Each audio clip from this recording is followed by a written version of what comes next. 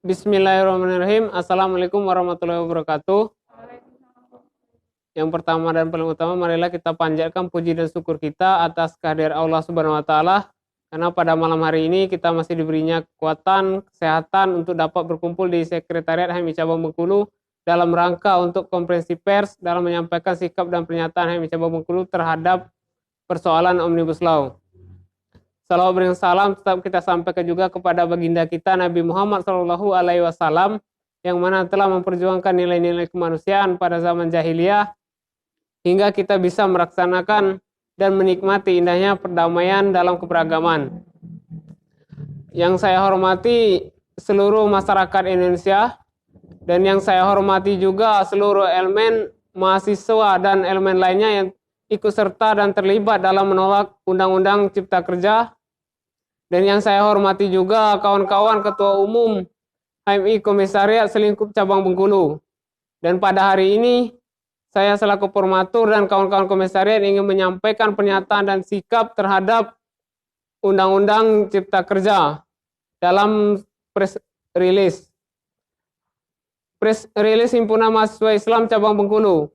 Pengesahan rancangan Undang-Undang Cipta Kerja dalam sidang paripurna oleh DPR RI bersama pemerintah pada Senin 5 Oktober 2020 menuai penolakan dari berbagai kalangan dan elemen masyarakat Indonesia, terkhususnya di Provinsi Bengkulu. Menindaklanjuti aksi gelombang penolakan yang dilakukan di berbagai daerah di Indonesia dalam rangka penolakan terhadap pengesahan Omnibus Law yang dilakukan oleh DPR RI yang dianggap tidak pro terhadap kepentingan rakyat dan lebih tendensius terhadap kepentingan pengusaha dan tidak mempertimbangkan aspirasi dari masyarakat, yang dimana sejak awal pembentukannya telah mendapat penolakan dari masyarakat, padahal diatur secara tegas dalam pasal 96 ayat 1 Undang-Undang Nomor 12 Tahun 2011 tentang cara pembentukan peraturan perundang-undangan, yang mengatakan bahwa dalam setiap pembentukan peraturan perundang-undangan wajib melibatkan partisipasi publik. Selain itu, mekanisme pembentukan rancangan Undang-Undang Omnibus Law dengan dalih penyederhanaan regulasi tidak diatur dalam Undang-Undang Nomor 12 Tahun 2011. Kemudian hal lain yang menjadi tanda tanya besar di benak publik ialah berkenaan dengan naskah final rancangan Undang-Undang Omnibus Law, yang sampai dengan saat ini belum mendapatkan kejelasan yang mana yang akan disahkan, sementara ada beberapa draft rancangan undang-undang yang beredar di masyarakat. Hal ini akan berpotensi pada terjadinya kudeta redaksional, yang mana draft yang dibahas dan disampaikan berbeda dengan apa yang nantinya disahkan. Itu artinya undang-undang ini telah cacat secara prosedural dan substansial. Pengesahan Omnibus Law ini seakan kontradiktif dengan fokus pemerintah dalam menekan penyebaran dan juga penanggulangan virus corona.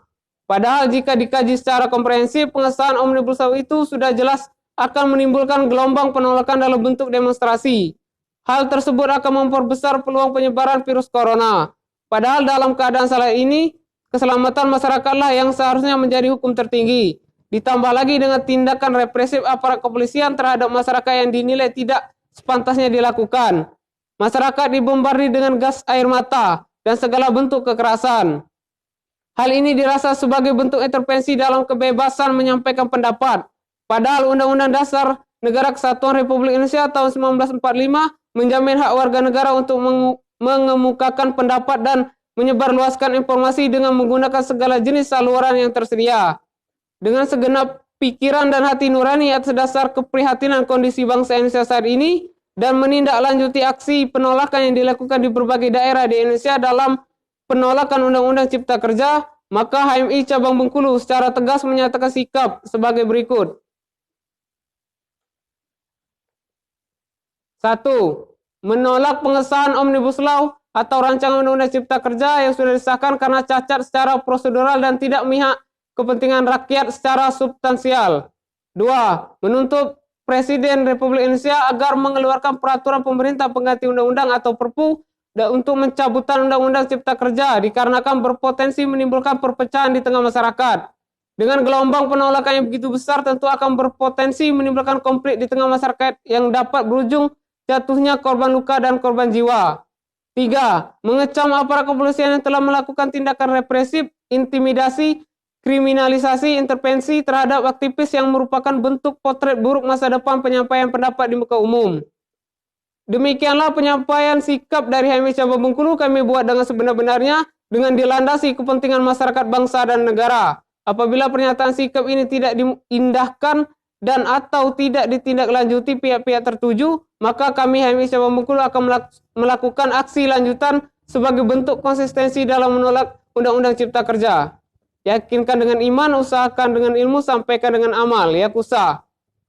Bengkulu 24 Safar 1442 Hijriah bertepatan dengan 12 Oktober 2020 Masehi. Redo M. Iksan, Ketua Umum HMI Komisariat FISIP Unip ditandatangani. Sulasti Formatur HMI Komisariat Pertanian ditandatangani. Musalamat Robeto, Ketua Umum HMI Komisariat FKIP Unip ditandatangani. Yansa, Ketua Umum Pengurus HMI Komisariat Hukum Unip ditandatangani. Mat Agus, Ketua Umum HMI Komisariat UMB ditandatangani. Heriano Pita, Ketua Umum HMI Komisariat UMB 2 ditandatangani. Alpat Harahap, Formatur HMI Komisariat Unihas ditandatangani. Taufik, Ketua Umum HMI Komisariat IAIN ditandatangani. Abdul Habibullah, Formatur HMI Komisariat Yayasan ditandatangani. Arma Yunita, Ketua Umum HMI Komisariat Persiapan IAIN Syariah ditandatangani. Ludiman, Formatur HMI Cabang Bengkulu ditandatangani. Mungkin itu saja yang dapat saya sampaikan. Saya akhiri, wabillahi taufiq wal hidayah. Wassalamualaikum warahmatullahi wabarakatuh.